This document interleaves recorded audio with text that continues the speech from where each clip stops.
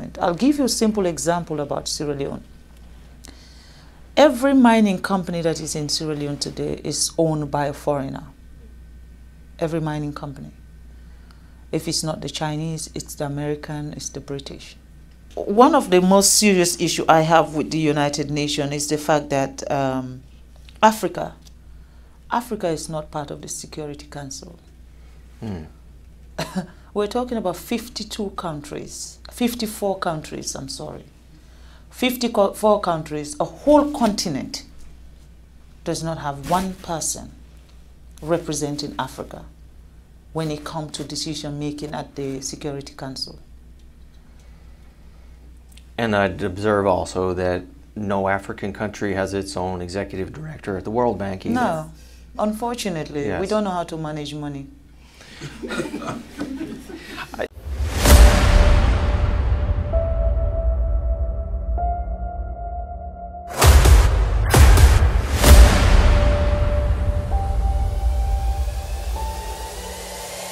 This is the journey to One Africa.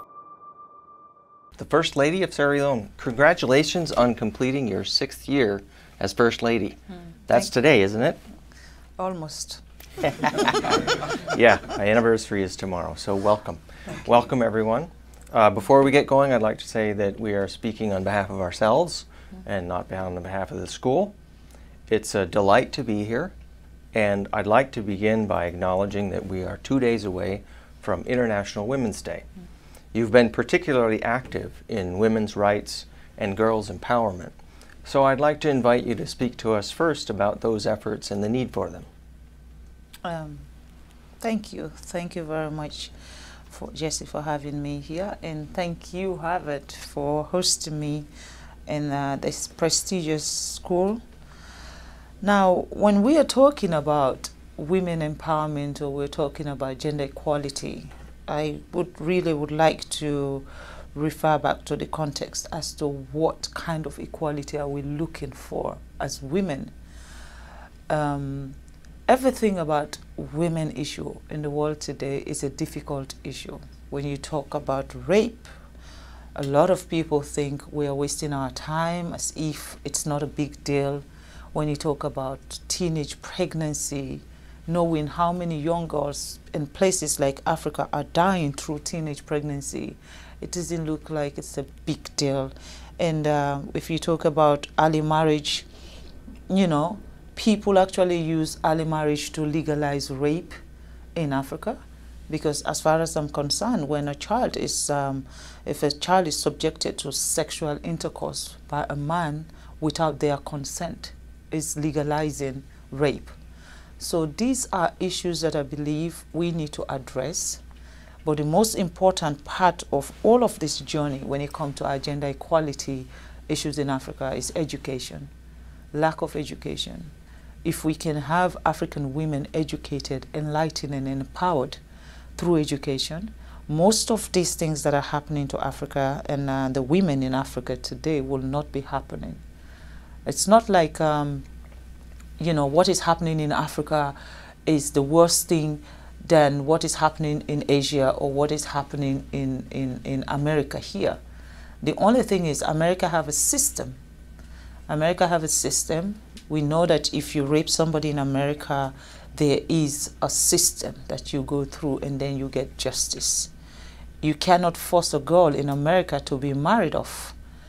There is nowhere somebody will give consent on behalf of a child in America to be married off. But then these are things that are happening in Africa, and I think we need to really address them. The silence about these issues in Africa has gone on for far too long, and I am bored of just being silenced. That ecosystem where a woman should not speak up, I don't belong in that league. I wanted to talk. Well, I'm delighted, and you're in the right place. We're live on the internet, and it's a conversation that's long overdue. I'd like to pick up one of the threads you've just mentioned, which is a functioning social contract. That is, between the state and its citizens, where a crime is committed, people agree on the policing of that, how you investigate it, how you hold accountable. one of the most fundamental corruptions of the social contract in human history is colonialism. Yeah. And it's that mechanism that some states have used to extract resources from other places, such as Sierra Leone. That deprives countries of the resources they need for government services, for education, for health. So I was hoping you could reflect a little bit on what those forces have done to Sierra Leone and what kind of accountability we might be able to think about, just to imagine a way forward from where we've begun now. When you look at what Sierra Leone have to offer, when you come to our mineral resources, the kind of mineral resources we have in our country is enough to take care of everybody in that country. We should not have a single poor person in Sierra Leone. But unfortunately, we are not given the free will to make decisions on our own mineral resources. There's always Big Brother who decides. And when you fight and say, no, we are not going to do this, they use the system to stop you. It's either they set you up with the opposition and they'll be supporting the opposition against you from the back, or they cause unnecessary chaos in your country so that you are not able to even govern your own people. They will do things to make you not to be functionable. And of course, any country that don't have peace cannot develop. You have to have peace before you talk about development. I'll give you a simple example about Sierra Leone. Every mining company that is in Sierra Leone today is owned by a foreigner. Every mining company. If it's not the Chinese, it's the American, it's the British. Our electricity, Bumuna, is run by the British, and we still don't have light. We're looking for light, electricity. If you don't have electricity, how can you talk about education? How can you talk about health facility? How can you talk about improving the infrastructure of your country? We don't have electricity. Now, do we actually even have proper water, pipe-borne water, so that our kids will not be sick? We don't have those facilities. Why? With all the minerals we have, there is a cap you put. Before my husband became the president of Sierra Leone was benefiting, they said, what's the word? 0.000.1%. What is that? Basically, a company can take as much as $100 million out of the country in terms of minerals, and then they can just give the country $10,000. Now, what will $10,000 do for our health system? What is $10,000 do for our educational system? And these are the things I believe that are stopping Africa from progressing. We don't have a say. The sense about us celebrating independence, I don't know why we celebrate independence, because we are not free. That is my own take. I'm not speaking also on behalf of the government of Sierra Leone, nor am I speaking on behalf of His Excellency the President. I am speaking as Fatima, as a citizen of a country who believes that things need to change. I join you in that sense. I'm Jesse, I'm a person. Fatima is a person. We agree. I see you. I value your perspective, and I want to find a way forward. Right? Neither of us likes the status quo. No. We see women and girls being oppressed. We see patriarchy stronger than ever. And we see colonial forces that persist without accountability. So it's one part to elucidate the problems that come from that. The many sequelae of extraction include inadequate remaining resources to develop as a state, to do all the things that people want to do for themselves. Provide education, provide health care. So I wonder, as we think just as two citizens of the world committed to a better humanity, where do we go from here? Do you have any practical ideas about where we might start? Or collective ideas that we might gain support for? I feel Africa, patriotism is very important. You have to love your country to want your country to be a better place. Patriotism, I think we have to have that sense of patriotism in our countries, And our leaders also should be subjected to that. You know, it is not only when you were talking about election and then everybody come out and celebrate, and after election, that's it. Accountability. Who accounts for what is happening? Who is the one who is changing the narrative of what is happening? Like I said, as a First Lady, I am not part of a government system. I am a wife of a president. So when I speak on behalf of the people, because I understand what the people are going through. At the end of the day, I'm not being paid salary, so, and I cannot be fired either. So that's the advantage. That's the advantage of being a First Lady. But I believe that for Africa, what is happening in Africa today, it needs to change, and it needs to change now. There is no time like now, because for Sierra Leone, we now have a president who believe that we cannot wait for other people to come and develop us. We cannot wait for another country to come and prescribe how our country should be run or what we need in our country.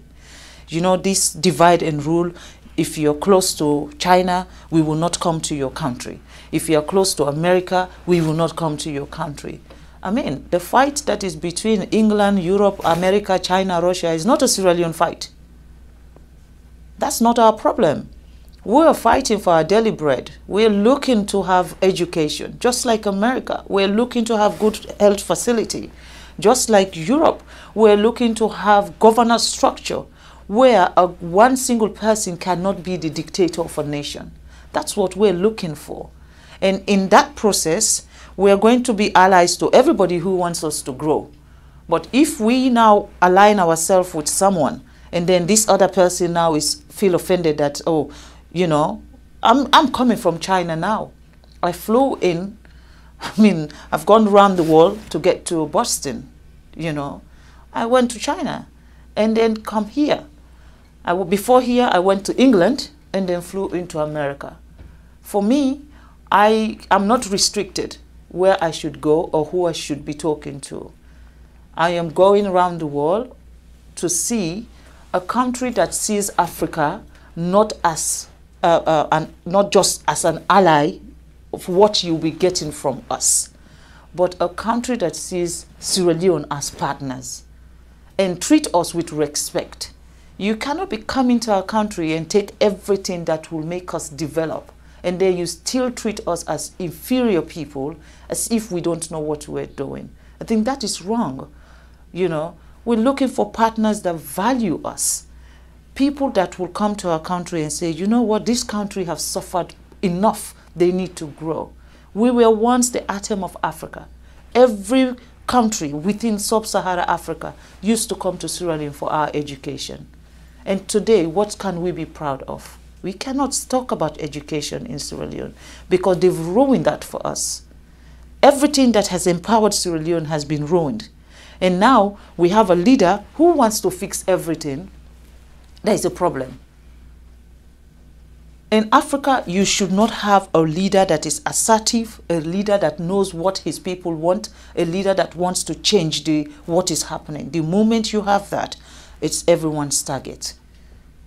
And then they find reason to slow you down, they find reason to stop you, and they use that system of corruption. They use corrupt people, they use negative people, they use unpatriotic citizens to come after a government who is doing what is right for a system. I think we need to address those issues. Unfortunately, I don't know I'm very good at name calling, but at the moment, I don't know who I should be screaming at. I think that's one of the consequences of a system gone wrong, that there's no single individual responsible. No. There's no single place to go for a solution. It is difficult to find a way forward. And I think we can return to some of those themes later on in our discussion. But I wanted to ask you, and this is in a very pragmatic way, your Hands Off Our Girls program. I wanted to ask you, who's addressed in Hands Off Our Girls? That instruction is given to who? The Hands Off Our Girls is for everyone. When I say everyone, when I became the First Lady in 2018, the state of our country was disgraceful. It was disgusting. I mean, babies as young as 6 months were being raped by men. Yes, and that's the reality. So there was no one out there to actually say it as it is. There is no one out there to say, no, we've had enough. And every time there's this excuse to say, oh, it was because of the war. Our war had finished 20 years ago. We cannot live in a war mentality after 20 years. We need to move on from that. And that's the reason why I'm very unapologetic when it comes to the Hands Off Our Girls campaign.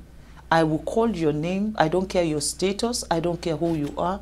I would name and shame you and let the whole country know you're one of them.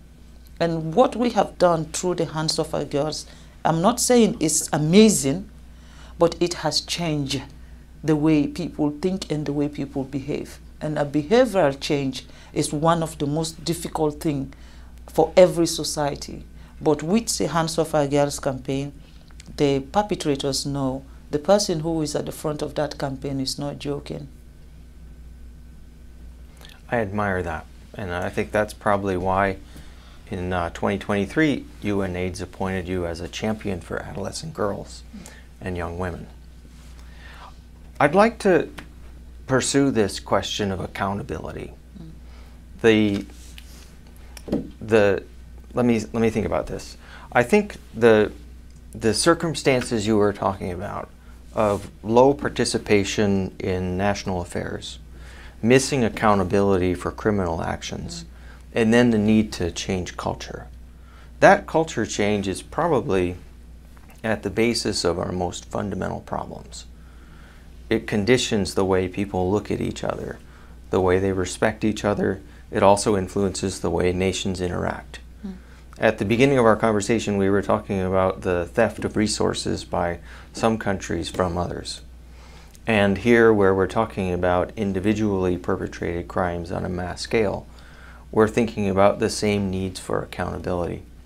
So here, I know many of these things become personal for you, but I'm wondering, are there some next steps that you could envision us taking, either as domestic policy initiatives, with either regard to a particular country or not, or as international citizens that might help us rethink the way nations interact with each other?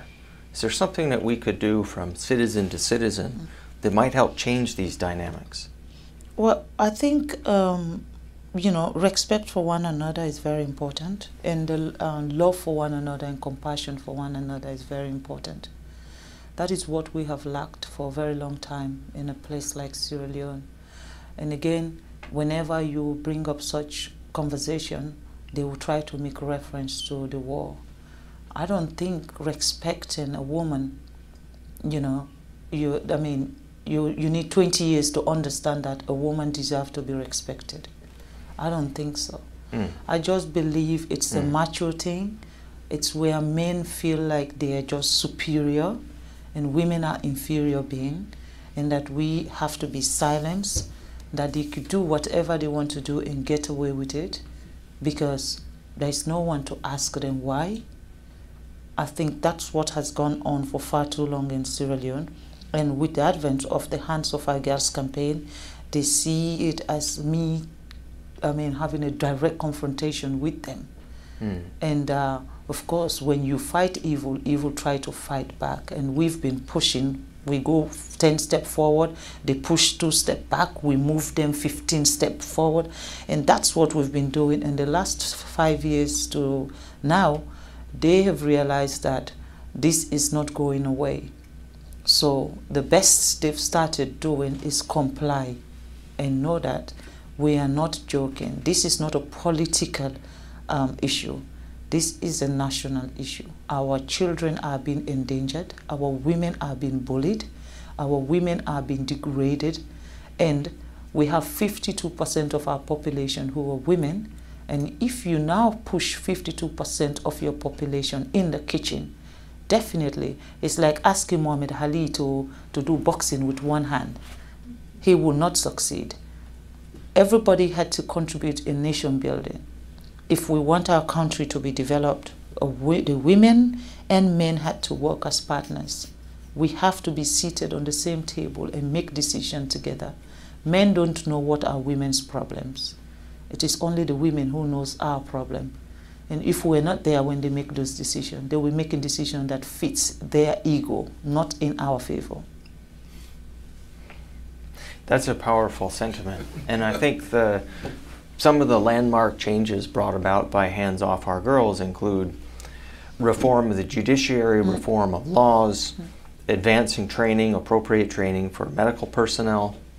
I wonder, do you see any parallels at the international level? It's like, is there a way that we could reform the UN for greater accountability in the same ways? The United Nations is the United Nation. I don't know how united it is.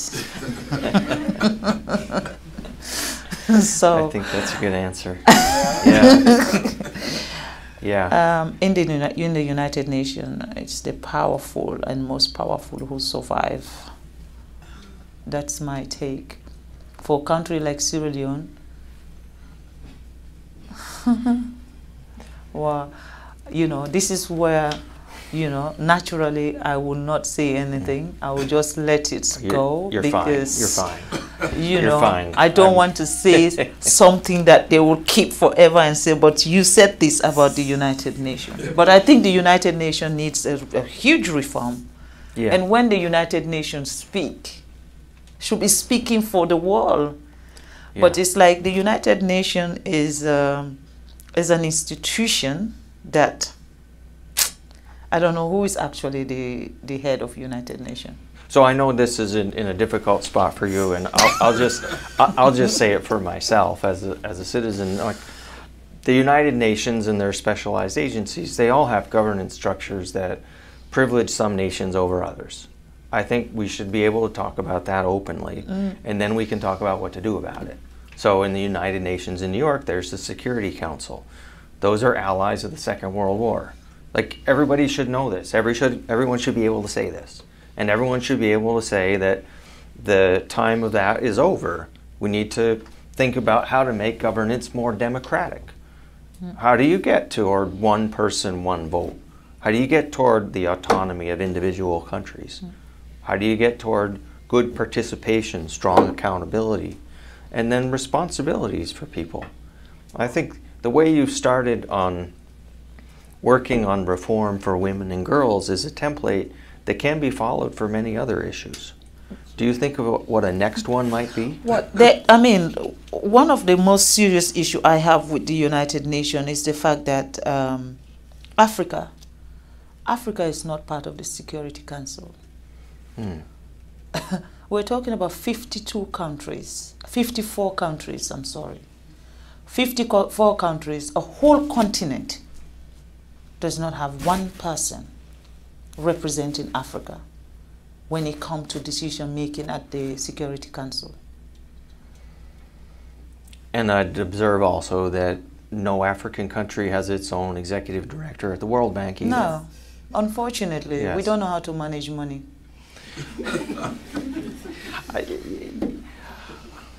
I think I'll have to disagree with you. And what do you want me to say? Because if that is the perception since the beginning of, you know, every time an African come forward for something that they have to be a decision maker for the world, not just Africa.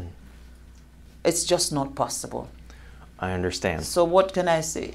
There must be a prescription somewhere that says, Africa, you are not good enough. Well, it might be revolutionary, but I'm going to say it right here. Africans should be in charge of Africa.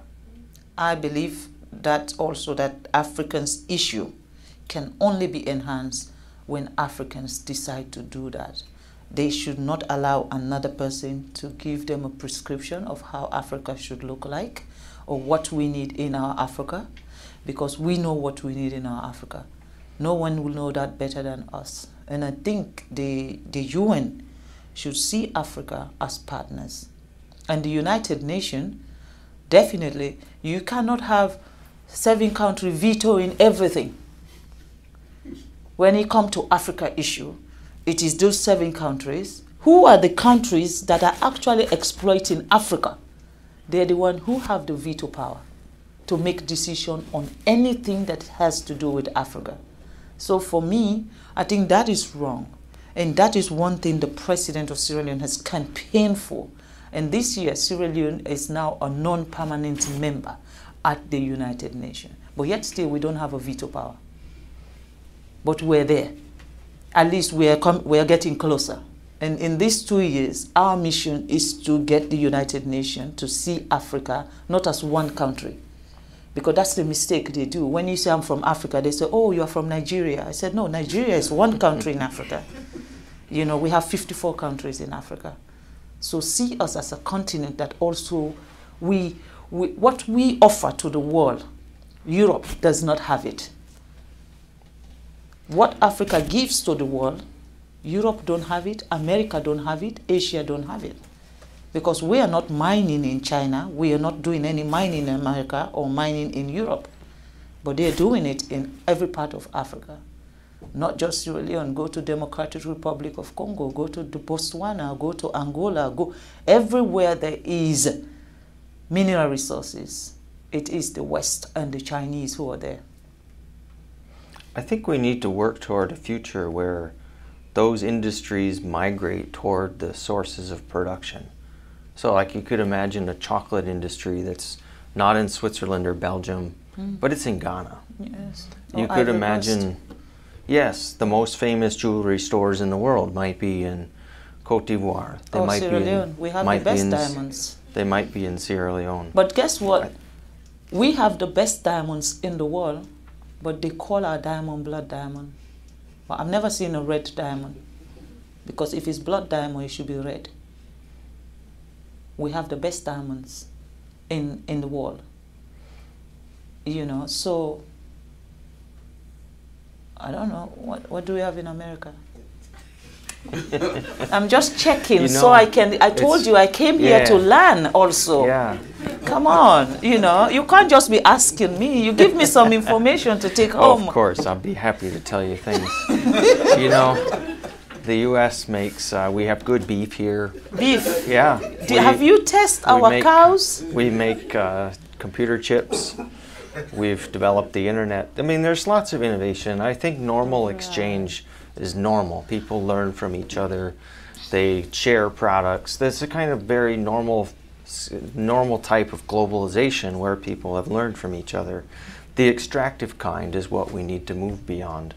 My aspirations, as I was mentioning to you, is that maybe we could imagine a world where the minerals that are extracted get refined, get processed into consumer products at the sources. Well, first of all, for that to happen, you have to have energy. Now check how many countries actually have energy. And who gives energy? I understand it's complex.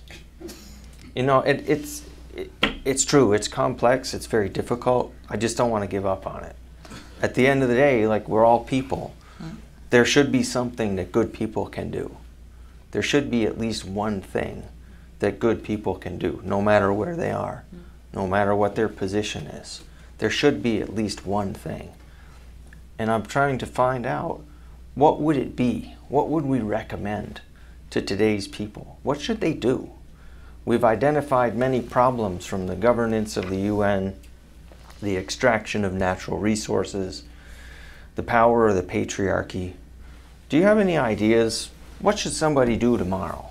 What would we recommend to the students at our school or the people on the streets? I think people who, let me speak for Africa. When you come to Africa, ask me what is it that I want. If you ask me what food do you want to eat, I'll tell you I want to eat rice. But then if you come to Africa and bring me spaghetti and said, I want you to eat spaghetti, that you're imposing on me. With everything that we have in Africa, for all the people or all the organizations or all the companies that are coming to take from us, for once, see us as partners. For once, treat us with respect. And then help us develop. Because when we're developed, doesn't mean you will not do your mining. It just means you'll be changing lives and changing lives in a positive way. So by depriving us that development, by depriving us that opportunity for us to be able to be self-sufficient, for me, that is what is wrong. And that is why I am not able to stay silent. I salute that. So today we have found solutions at several different levels. There's personal participation, so people are accountable, people are responsible for their own countries and their own actions, for their own governments. That includes people in rich countries. If you don't like what your country is doing, maybe get out there on the streets and do something different. If you see people who are being taken advantage of, advocate for them, change the law. If you're working on international projects, respect people in their countries as the source of all the knowledge, and maybe provide resources and advice as requested. I think that's good advice, and I appreciate you sharing it with us. Thank you. Thank you very much. Thanks for joining us today. Thank you.